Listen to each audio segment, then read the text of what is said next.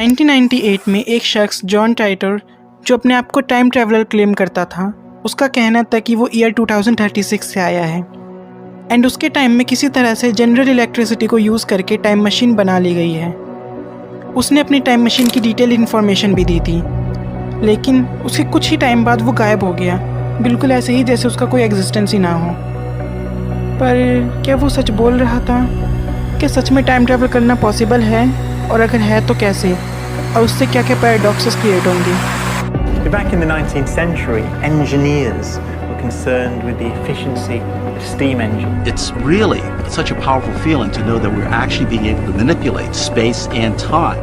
John Titor, an alleged American soldier sent back from the year 2036. And it's exciting because this shows that we may be able to control time, and that means that ultimately we may be able to control our destiny in a way that mankind never has been able to before. तो पहला सवाल जो हमारे mind में आता है वो ये कि क्या टाइम ट्रैवल करना पॉसिबल है या नहीं। तो इसका सीधा आंसर है यस। टाइम ट्रैवल कोई फिक्शन नहीं बल्कि एक रियलिटी है। सो अगर ये रियलिटी है तो टाइम ट्रैवल करने के मेथड क्या हैं? अब थ्योरीज तो बहुत हैं, लेकिन मैं सिर्फ 2 साइंटिफिकली प्रूव्ड मेथड्स जो एक्सपेरिमेंट के थ्रू सच साबित हो चुके हैं उनकी और एक पॉसिबल थ्योरी की बात करूँगा। सो फर्स्ट है टाइम ट्रैवल विया स्पीड। ये most possible and practical way है टाइम ट्रैवल करने का। आइंस्टाइन की थ्योरी ऑफ स्पेशल रिलेटिविटी के अकॉर्डिंग हम लाइट की स्पीड के जितनी करीब स्पीड से ट्रैवल करेंगे, बाहर की दुनिया के कंपैरिजन में हमारे लिए टाइम उतना ही स्लो हो जाएगा। और ये कोई थॉट एक्सपेरिमेंट नहीं है, इस मेथड को प्रैक्टिकली टेस्ट किया गया है। फिजिसिस्ट्स ने 2 एटॉमिक क्लॉक्स ली, जिसके बाद उन्होंने उन दोनों में से एक क्लॉक को अर्थ पर स्टेशनरी फॉर्म में रखा और दूसरी क्लॉक को जेट एयरक्राफ्ट में रखकर पूरी अर्थ के चक्कर लगवाए। एंड जब एक्सपेरिमेंट कंप्लीट हुआ तो फिजिसिस्ट ने देखा कि जो क्लॉक जेट के अंदर हाई स्पीड से ट्रैवल कर रही थी, वो दूसरी क्लॉक जो अर्थ पे स्टेशनरी फॉर्म में थी उससे कुछ नैनो सेकेंड स्लो चल रही थी। इस केस में तो कुछ नैनो सेकेंड्स का ही डिफरेंस था, बट अगर आप एक ऐसे स्पेसशिप में ट्रैवल करते हैं जो लाइट की 90% स्पीड से ट्रैवल कर रहा है, तो आपके लिए टाइम कई गुना स्लो हो जाएगा। सेकेंड मेथड है टाइम ट्रैवल विया ग्रेविटी। ये मेथड भी आइंस्टाइन की स्पेशल रिलेटिविटी से ही इंस्पायर है। इस मेथड के हिसाब से मैसिव सेलेस्टियल बॉडीज़ के पास टाइम बहुत ही ज़्यादा स्लो हो जाता है, और ऐसा होता है उनकी स्ट्रॉन्ग ग्रेविटी की वजह से। किसी भी सेलेस्टियल बॉडी की ग्रेविटी जितनी स्ट्रॉन्ग होगी, उनके पास टाइम उतना ही स्लो हो जाएगा। अगेन इस मेथड को भी ईयर 2010 में मेजर किया गया है।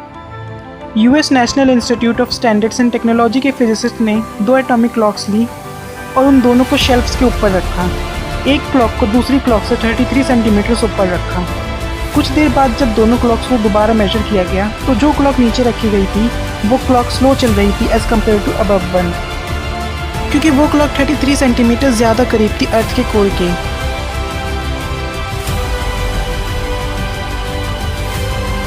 और इसी वजह से नीचे रखी हुई क्लॉक पे ज़्यादा ग्रेविटी फोर्स लग रहा था, जिसकी वजह से नीचे रखी हुई एटॉमिक क्लॉक का टाइम स्लो हो गया। हमारे इस रियल वर्ल्ड में भी डेली टाइम ट्रैवल हो रहा है, पर कहाँ, ये आप कमेंट सेक्शन में बताएंगे। And last third method, actually ये कोई मेथड नहीं है, जस्ट एक थ्योरी है, बट इसके चांसेस हाई हैं कि ये सच साबित हो जाए। Quantum entanglement. क्वांटम वर्ल्ड में 2 पार्टिकल्स हमेशा एक दूसरे से एंटेंगल होते हैं। इस बात से कोई फ़र्क नहीं पड़ता उनके बीच में दूरी कितनी है। अगर आप एक पार्टिकल के साथ कुछ भी छेड़छाड़ करेंगे तो उसका असर इंस्टेंटेनियसली दूसरे पार्टिकल पर भी दिखाई देगा, जस्ट लाइक टेलीपोर्टेशन। और इसी चीज़ ने हमारे लिए टेलीपोर्टेशन के साथ साथ टाइम ट्रैवल के दरवाजे भी खोल दिए। एक्सपर्ट्स का मानना है कि हम इन क्वांटम पार्टिकल्स के एंटेंगलमेंट में बदलाव करके टाइम के आर या पार जा सकते हैं। अब कहानी यहीं नहीं ख़त्म होती, टाइम ट्रैवल के कई सारे पैराडॉक्स भी हैं, जिसमें से सबसे पहले है ग्रैंडफादर पैराडॉक्स। इमेजिन मैं पास्ट में जाता हूँ और अपने ग्रैंडफादर को अपने डैड के पैदा होने से पहले ही मार देता हूँ, तो उसके बाद तो मेरा एग्जिस्टेंस भी ख़त्म हो जाएगा, क्योंकि उसके बाद ना मेरे डैड पैदा होंगे और ना उनसे मैं। और जब मैं पैदा ही नहीं होऊंगा तो मेरे ग्रैंडफादर को मारेगा कौन? एंड सेकेंड है बूटस्ट्रैप पैराडॉक्स। मान लीजिए कि आपने एक टाइम मशीन बना ली और आपको अल्बर्ट आइंस्टाइन की इक्वेशन में कुछ गड़बड़ दिखाई दी, और आपने उनकी सारी इक्वेशन एक पेपर पर लिखी और पहुंच गए आइंस्टाइन से मिलने। लेकिन वहाँ पे जाके आपको पता चलता है कि अल्बर्ट आइंस्टाइन नाम का तो कोई इंसान एग्जिस्ट ही नहीं करता। और ऐसे में आपने होशियारी दिखाई और खुद ही अल्बर्ट आइंस्टाइन बन के वो इक्वेशंस एंड रिसर्च दुनिया के सामने रख दी।